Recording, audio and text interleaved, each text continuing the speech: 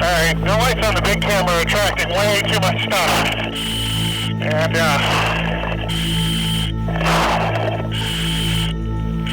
yeah.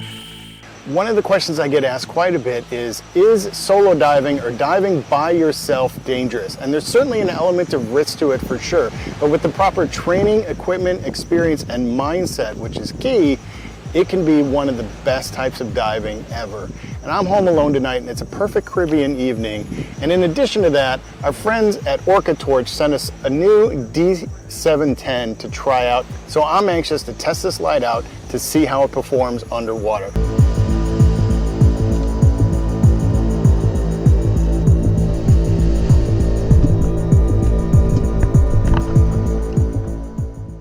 Well, I told my wife I'd be back by 2100 at 9 o'clock. 10 minutes from now. So looking pretty good time-wise.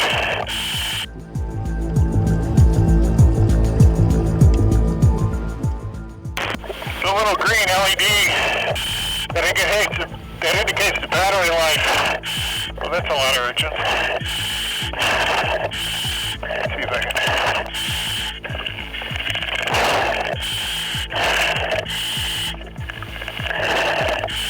A little green LED that indicates the battery life. It's still green. So I got plenty of life left here in the OrcaTorch. They say even on the highest power setting it should last, I think, an hour and 40 minutes. And on the lowest, almost 7 hours.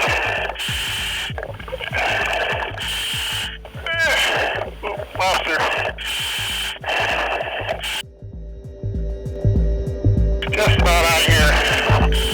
In about, I don't know, 5 feet of water, so. Alright, and we are up and out. Let's pick this up tomorrow.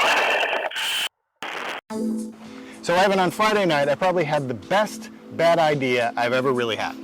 And what was this bad idea? So this was me gearing up with all my dive equipment on, heading out into the ocean, at night, by the way, by myself, with the big camera so that I could set it up on a tripod and record myself doing a review of the new OrcaTorch D710 that OrcaTorch sent us.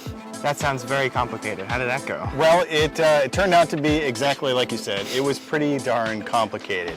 So I wanted to try out the OrcaTorch, D710 that they sent us. This video is not sponsored by them, so you're going to get our unfeathered review of it here, and we're going to go through all the specs, but I wanted to really get it in the water to try it out. Now, you guys had other commitments, so I was like, I'm just going to go hop in the water by myself. I solo dive a lot. Let's just go in at night, bring the big camera, set it up on a tripod, bring the dive light, do a review underwater, boom, we're done. Yeah, well, how'd it work? Well, it didn't really work. There's a lot of things that did work. All right, so solo diving at night, I did bring a redundant air supply, right? I brought, in addition to the OrcaTorch D710, I brought a couple other backup lights, and I had the backup lights from the main camera with me, right? I had a full exposure suit on, and I wore a full face mask, so I had good protection. I also had with me my dive computer, along with a backup dive computer, and in here I had my electronic compass. I also had a physical compass with me too, because navigating at night can be a challenge. So my goal was to go in just a few meters, or about 20 feet of water, and set up and do the review of the OrcaTorch D710. Well, it sounds like you got everything covered, but how did the light work out? So the dive light worked great. Let's unbox it here and then talk about how that dive ended. Yeah, sounds great. All right, so within the box, it's got some minimal packaging, but it's got, you just set that there. It's got a nice case here for the OrcaTorch D710. I don't know, a little tag here with a barcode, and let's just see what's inside. It's got a pretty good zipper to it. It's yeah, I don't know. Sometimes these corrode in the salty air for us, and these zippers get stuck, but I guess we'll see how this one handles for us over time, but so far so good. It's brand new, should be, right? All right. I I don't know, you want to hold it? Yeah, I'll hold it. Okay, so inside we've got a USB charging cable for the battery, the dive light itself. It looks like we've got some paperwork back here, as well as a lanyard and some spare O-rings. So let's look at this. All right, so we've got a USB rechargeable battery. It's got a little port here, I guess, and that's where we plug it in. Boom, right into there, and then we can just plug that into anywhere. I guess we can charge USB. Yeah, that looks pretty heavy duty, and a lot of flashlights don't come with rechargeable batteries, so this is definitely a good way to save money. I agree. I like the rechargeableness of it. It is a lithium-ion battery, so when traveling, you do need to bring it with you as a carry-on. You can't put it in any check bags, but yeah, I like the rechargeable battery. It also has an LED light on here. I think it turns from red to green when it's fully charged. Wow, so definitely those little things that definitely help out. Yeah, all right, let's take a look at the light here itself. So the light, we got a little rubber section back here. I guess that's for grip. This little section here, this is pretty nice and grippy too. Little spot for the lanyard, and then we got to put in the battery. All right, let's put in this battery. It's got 3 O-rings, 2 O-rings, or there's 3?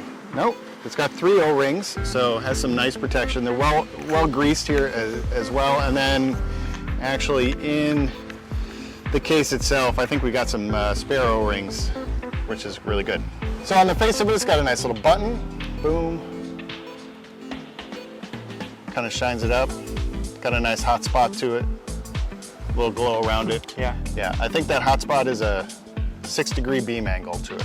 So powering it on here, we got a little nice LED green light to let us know this battery is fully charged. It will change colors to indicate different charges as well. But it's got some different settings. As I click it from once to twice to third time, it starts to get dimmer and dimmer. I'm just gonna beam you with it.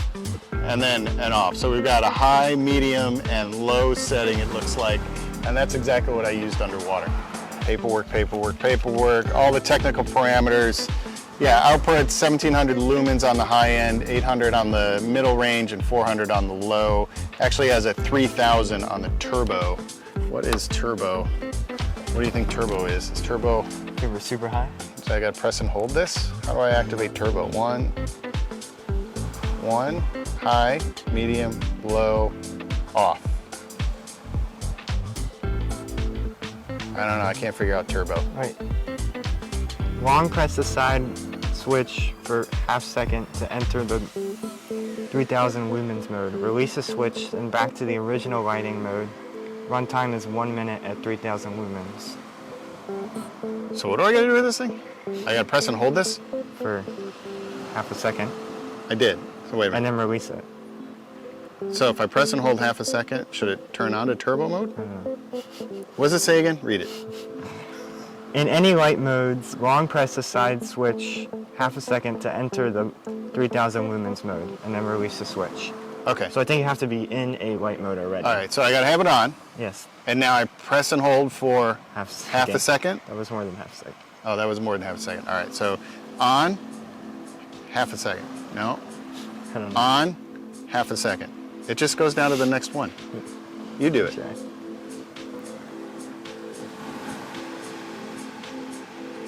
Right. So we just hold it? All right, do it. And it was there. It was working for a It was second. working. You got it to work. So on, and then press and hold. Did it get brighter? I think so. It totally got brighter. On, press and hold. Oh yeah, I guess so. You still holding it though? I didn't do this underwater. I bet this worked. All right, so hold on. Probably works better underwater. On, press and hold. I think it got brighter. It did. I don't know. saw it get brighter earlier. All right, so press and hold gives you the brightness. All right, then we got a giant lanyard. So the lanyard looks like it gets fed through here, and then I guess we can feed it back through itself. So that's certainly more than enough line to keep it attached to you, should you need to secure it. All right, well, like I said, I took this thing in the water the other night by myself, and the main challenge wasn't so much the diving. There was a little bit of surge that was knocking the camera around, which I should have anticipated and brought in weights to hold the tripod in place, but I didn't think of that with the wave action out there and the surge. But the main thing was all the microorganisms that were in the water came right at me. Yeah, those things can be really annoying. How did that work out in the video? Well, it didn't really work out. I was so swarmed with microorganisms, I don't even know really what they all were. Normally that doesn't really bother me, but there were so many of them. It was a little ridiculous. It was unlike really any other night dive I've been on. Everything just was attracted to the lights of the main camera and to some extent the light here on the D710, but it was really the intensity of the main camera lights that drew everything in. Yeah, so I think Cane Bay is one of those spots that has some of that activity there. It does. It does have some of that activity there for sure, and my lights really brought it out. So if you enjoyed this video, definitely check out this video next on becoming a more self-reliant diver, but we'll see you next time Underwater.